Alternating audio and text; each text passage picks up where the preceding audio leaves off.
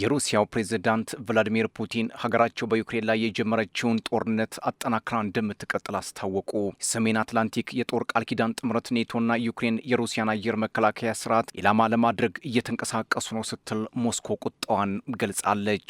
Ukraine is hitting Russia where it hurts. Its ports, its oil exports, the economic arteries that fund the war. የሩሲያና ዩክሬን ውጥረት አራተኛ ዓመቱን ቢያስቆጥርም ጦርነቱ አልቆመም። ትራምፕ በ24 ሰዓት ሊፈቱት እቅድ ቢያቀርቡም አልሆነም። ከኢስታንቡል እስከ ብራሰልስ የተደረጉ የሰላምና ተኩስ አቁም ድርድሮችም መክነው ቀርተዋል። እናም ሀገራቱ እንደ አዲስ መጠቃቃትን ተያይዘውታል። ከሰሞኑ በደቡባዊ ሩሲያ የተፈጸመው ጥቃትና ሩሲያ በኪየቭ ላይ የድሮን ማዕበል ማውረዷም ውጥረቱ ስለመካረሩ አመላካች ሆኗል። የሩሲያው ፕሬዝዳንት ቭላዲሚር ፑቲን ከሀገራቸው ብሔራዊ ቴሌቪዥን ጣቢያ ጋር ባደረጉት ቃለ ምልልስ ዩክሬን ለሰላም አንድ እርምጃም ይሆን ዘንድ ሁለቱም ወገኖች የረዥም ርቀት ጥቃቶችን በጋራ እንዲያቆሙ ሀሳብ አቅርባ እንደነበር ገልጸዋል። ፑቲን ይህንን አስተያየት የሰጡት ዩክሬን በሩሲያ ላይ የምታደርሰውን ጥቃት አጠናክራ በቀጠለችበትና ሞስኮም ምላሽ እየሰጠች ባለችበት ወቅት ነው። በሌላ በኩል የዩክሬኑ ፕሬዝዳንት ቮሎዲሚር ዜሌንስኪ እንደገለጹት የዩክሬን ወታደራዊ ኃይል ከጦር ግንባሩ 300 ኪሎ ሜትርና 700 ኪሎ ሜትር ርቀት ላይ በሚገኙት የሩሲያ ስላቫንስክና ያሮስላቭ የነዳጅ ማጣሪያዎች ላይ በረዥም ርቀት ድሮኖች ጥቃት መፈጸሙን ተናግረዋል። ይህም የጦርነቱን መስፋፋት ያመላከተ ክስተት ሆኗል ሲሉ ፖለቲከኞች እየተናገሩ ነው። ሌላው ዛሬ ላይ አርቲ እንዳስነበበው የሩሲያ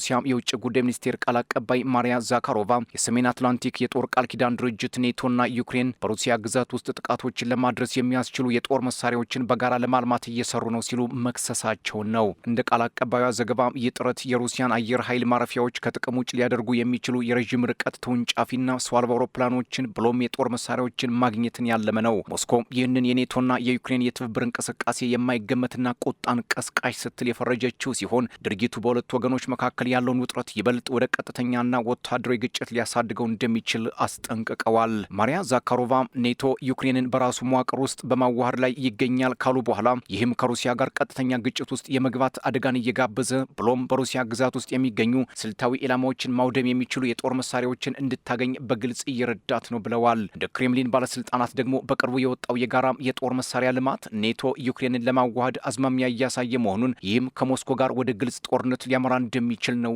ያሳሰቡት።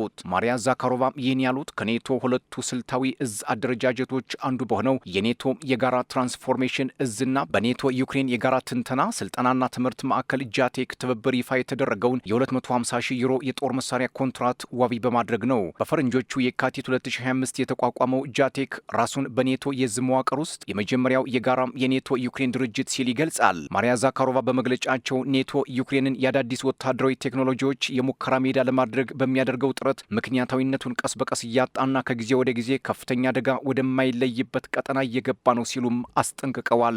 የኔቶ ስትራቴጂስቶችም የዩክሬንን ግጭት ከሞስኮ ጋር ወደ ቀጥተኛ ጦርነት ሊያድግ የሚችልበትን አደጋ በግልጽ እያቃለሉት ነው ሲሉ ቃል አቀባዩም በድጋሚ ገልጸዋል። ቃል አቀባዩ አክለውም ዩክሬንና ኔቶ በሚወስዱት በግዴለሽነት የተሞላ ጠበኛ እርምጃ የሩሲያ ጦር በሀገራችን ጥቅም ላይ የሚውሉ የጦር መሳሪያዎችን በማልማትና በማምረት ላይ በተሰማሩ ማናቸውም ተቋማት ላይ ከፍተኛ ትኩረት እንዲሰጥ ተጨማሪ ምክንያት እየሰጠው ይገኛልም ብለዋል።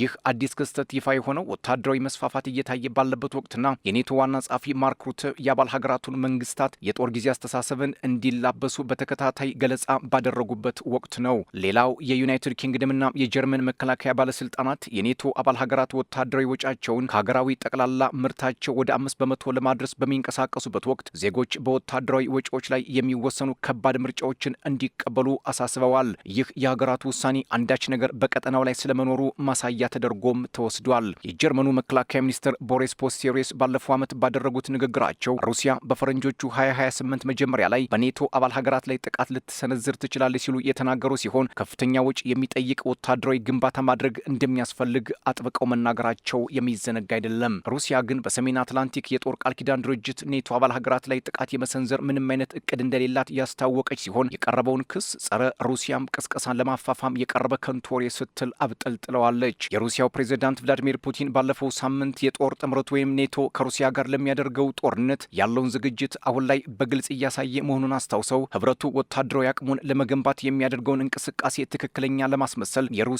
ስጋት የሚል ሐሰተኛ ድምዳሜ እየተጠቀመ እንደሚገኝም ገልጸዋል። የሩሲያው የውጭ ጉዳይ ሚኒስትር ሰርጌይ ላቭሮቭ በበኩላቸው ባለፈው የካቲት ባደረጉት ገለጻ ሩሲያ አስቀድሞ ጥቃት ካልተሰነዘረባት በስተቀር አውሮፓን የምትወርበት ምንም አይነት ምክንያት እንደሌለ አስረድተዋል። ሚኒስትሩ ቀደም ሲል በሰጡት አስተያየት የአውሮፓ ህብረት ወደ ናዚ መንፈስ እያመራ ነው ሲሉ መናገራቸው አሁንም በክሬምሊንና በብራሰልስ መካከል ግዙፍ ጦርነት የመቀስቀሱ ነገር አይቀሬ ስለመሆኑ አመላካች ነው።